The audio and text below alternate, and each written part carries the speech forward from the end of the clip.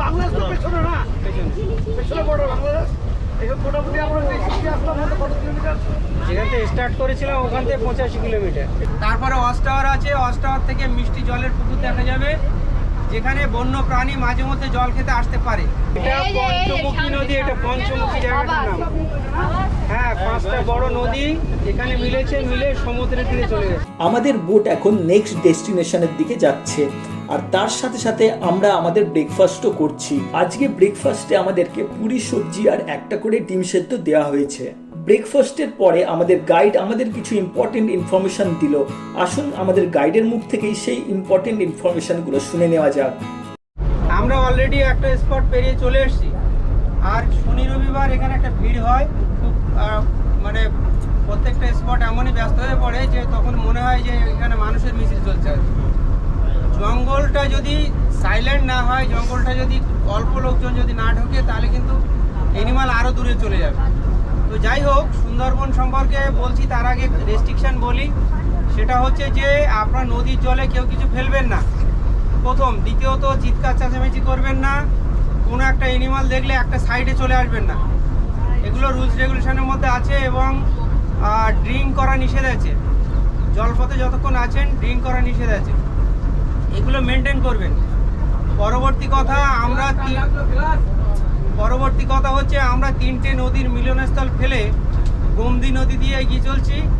আপনাদের বাম দিকে, মানে এই দিকটা ফরেস্ট রয়েছে, এইদিকে গ্রাম রয়েছে। তো যেহেতু গ্রাম রয়েছে সেই জন্য এদিকে নাইলন ফেন্সিং করা আছে, কারণ বাঘ মাঝে মধ্যেই জঙ্গল ছেড়ে গ্রামে ঢুকে যায়, এবং গ্রামে একটা বাঘ গেলে অনেক সমস্যা, তাকে ফিরিয়ে আনা, সাথে সাথে ফরেস্টের সঙ্গে লোকাল লোকজনের অনেক অশান্তি হয়। সেই জন্যে এইদিকে নাইলন ফেন্সিং। এবং আপনাদের মনে হবে যে বাঘ এত ফেরোসাস, তাহলে নাইলন ফেন্সিং দিয়ে কীভাবে আটকে রেখেছে? এটা হচ্ছে ওদের সাইকোলজিক্যাল ব্যারিয়ার, মনের বাধা, যে আমি আটকে যেতে পারি কি ট্রাপিং হয়ে যেতে পারি। সেই কারণে ওরা জালটা দেখলে ব্যাক করে জঙ্গলের ভিতর দিকে চলে যায়। এখন ঘটনা হচ্ছে এই জালটা আর 10-15 মিনিট থাকবে, তারপর আর থাকবে না।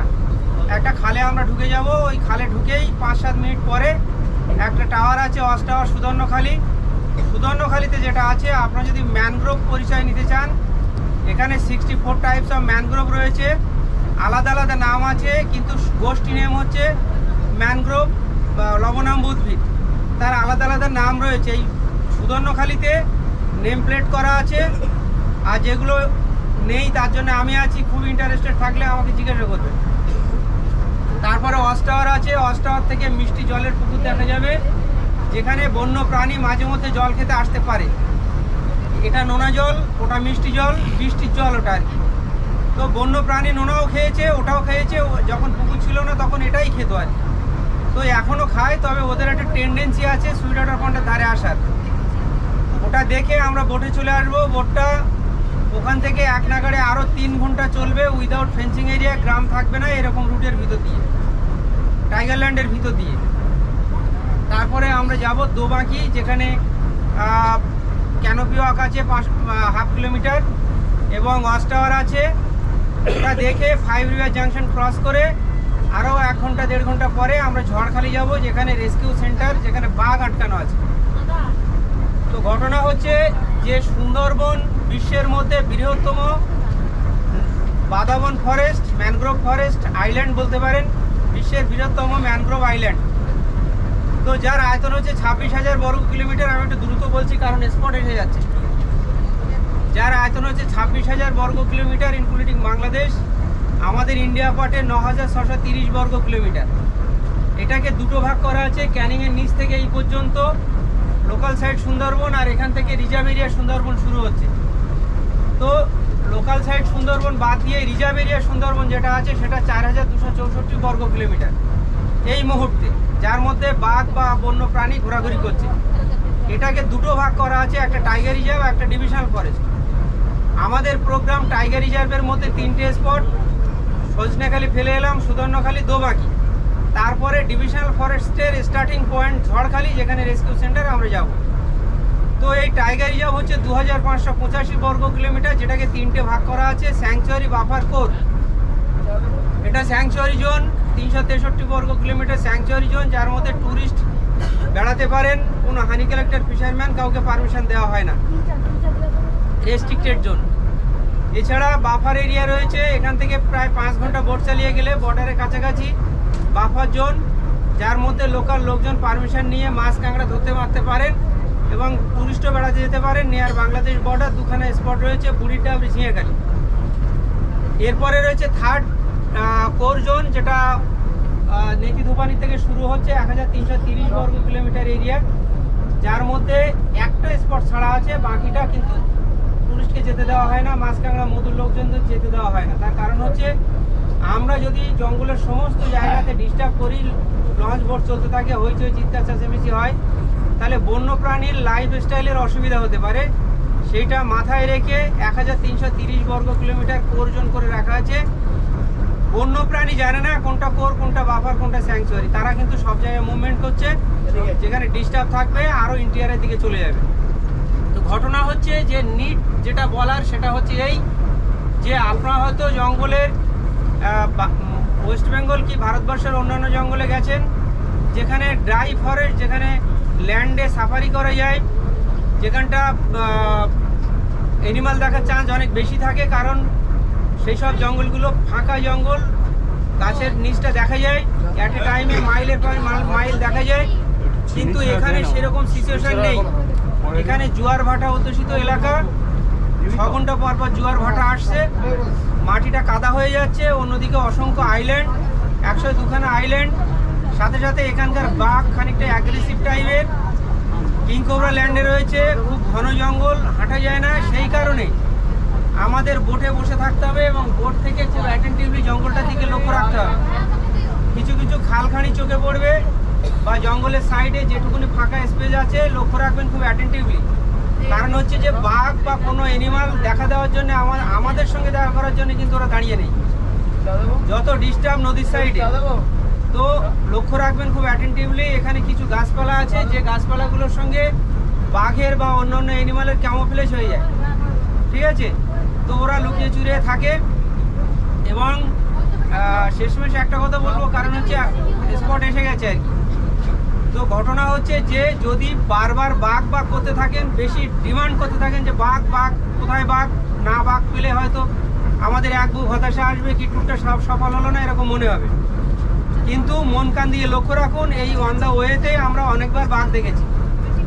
আর এত ভিড় এখন, বাঘ বা অন্যান্য অ্যানিমাল তারাও তো খুব বিরক্তের মধ্যে পড়েছে। সেই জন্যে সুন্দরবনে আসবেন যে সময় ওয়ার্কিং ডে চলছে, সেই সময় আসবেন, মানে অফিস আদালত খোলা আছে, বেশি ট্যুরিস্ট আসছে না, সেরকম টাইমে আসবেন। মরাকোটালে আসবেন, তাহলে এক নাগাড়ে 6 দিন 7 দিন ঘুরতে থাকলে বাঘ দেখা যেতে পারে, এবং অল্প সময়ের মধ্যে বাঘ না হতেও পারে, আবার হয়ে যেতেও পারে। তো আমরা আমাদের নেক্সট স্পটে চলে এসেছি। এখানে বেসিক্যালি একটা ওয়াচ টাওয়ার আছে আর অনেক রকমের ম্যানগ্রোভ গাছ আছে, যেগুলো বেসিক্যালি সুন্দরবনের জঙ্গলে পাওয়া যায়।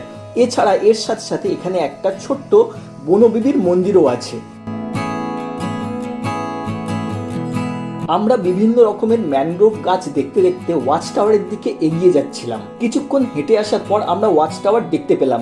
এই ওয়াচ টাওয়ারটা আগের ওয়াচ টাওয়ারের থেকে অনেক খালি ছিল, তাই ওপরে উঠে আশপাশের জঙ্গলটা দেখলাম। এখান থেকে মানে ওপর থেকে আশপাশের জঙ্গলটা কিন্তু খুবই সুন্দর লাগে। এছাড়া আমরা এখান থেকে একটা হরিণও দেখতে পেলাম। ম্যানগ্রোভ গাছ আর ওয়াচ টাওয়ার দেখে আমরা সোজা আমাদের বোটে চলে এলাম, আর এখন ধীরে ধীরে আমাদের বোট সুন্দরবনের কোর এরিয়ার দিকে ঢুকছে।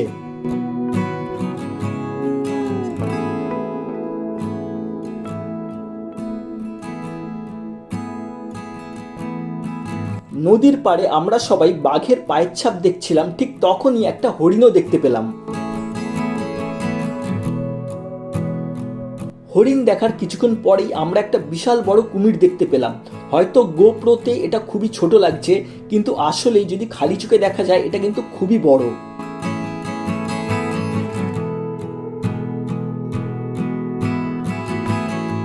আমরা সবাই বোটে খুবই মজা করছিলাম, ঠিক তখনই চলে এলো চিংড়ি মাছের পকোড়া।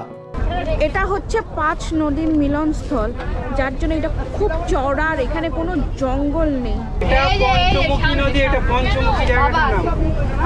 হ্যাঁ, 5টা বড় নদী এখানে মিলেছে, মিলে সমুদ্রের দিকে চলে গেছে। এইদিকে সমুদ্র, এইদিকে সমুদ্র, ফাঁকা জায়গা দেখছেন, এইদিকে লোকাল সাইড। দূরে আছে এখান থেকে। এখান থেকে আপনার কলকাতা ডকফক সব যাওয়া যাবে। একদম জলপথে আপনি বিদেশেও যেতে পারেন, কানেকশন রয়েছে সব জায়গায়। খালি রাস্তা জানতে হবে। আর আমরা আর 20-25 মিনিটের মধ্যে স্পটে পৌঁছে যাবো দোবান আচ্ছা বাংলাদেশ তো পেছনে না, পেছনে। পেছনে বর্ডার বাংলাদেশ। এখন মোটামুটি আমরা দেশে আসলাম মতো কত কিলোমিটার? যেখান থেকে স্টার্ট করেছিলাম ওখান থেকে 85 কিলোমিটার 5 কিলোমিটার। পূর্ব দিকে।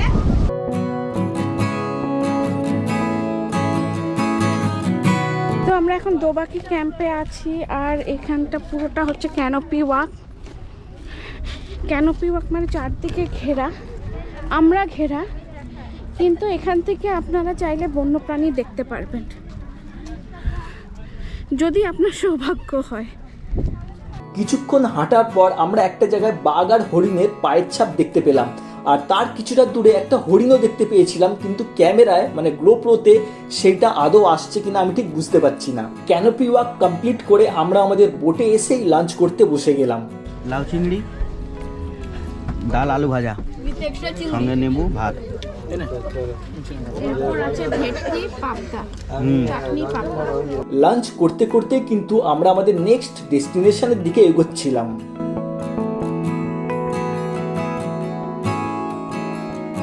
আমরা এখন পৌঁছে গেছি ঝড়খালি। ঝড়খালি হচ্ছে একটা রেস্কিউ সেন্টার অফ অ্যানিমালস। এটা একটা পার্কের মতো রেস্কিউ সেন্টার, একটু পার্ক মতো রেস্কিউ সেন্টারটা করেছে যাতে টুরিস্টরা আসে দেখতে পারে।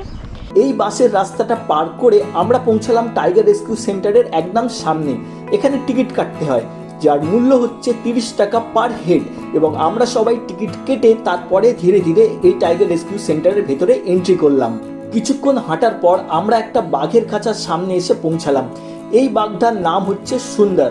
অনেক খোঁজাখুঁজি করার পর সুন্দর বাবাজির দেখা পেলাম, একটা সবুজ শেডের নিচে শুয়ে আছেন। বাঘের খাঁচার পর আমরা এখন চলে এসেছি ক্রোকোডাইল লেকের একদম সামনে। আমাদের সামনে একটা বিশাল বড় কুমিরকে দেখতেও পেলাম। আজকের সাইট সিন এখানেই শেষ হলো। এখন আমরা সবাই আমাদের হোটেলের দিকে ফিরছি। সো ফ্রেন্ডস, এই ভিডিওটা এখানেই আজকে শেষ করছি। দেখা হবে নেক্সট ভিডিওতে। Till then, goodbye and have a nice day.